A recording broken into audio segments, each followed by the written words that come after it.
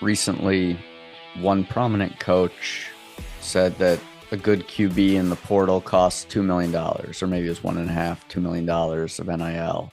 And I think the reaction from a lot of people is, I don't know if skepticism is the right word, but just kind of, really, is that true from your perspective? Is what you're Yeah, seeing and I hearing that? wish I knew. I'm a big fan of having some transparency on what the numbers are. I mean, even in pro sports, there's a draft, there's a salary cap, there's no tampering rules, there's some transparency on it. So it is impossible to tell what numbers are real.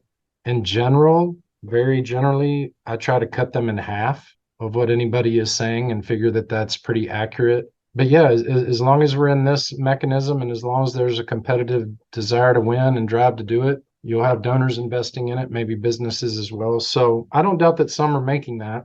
That's probably more than the NFL league minimum, I would think.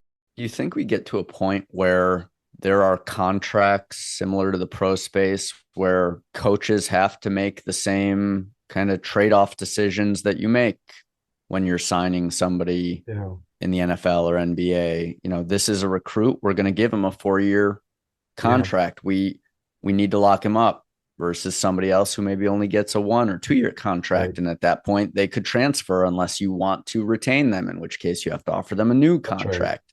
That's right. Is that model It one that is. you think could ever come to college, or it'll never Yeah, get that extreme? I believe it's here already.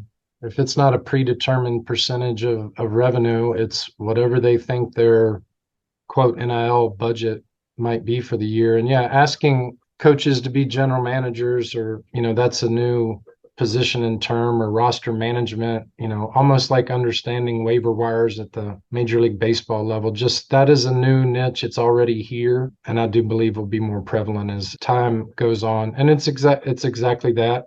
It's hard enough to expect pro athletes in a locker room to get along and have good cohesion based on the different contracts. I don't, for the life of me, I don't know how a coach handles a locker room in that manner now. It's really difficult.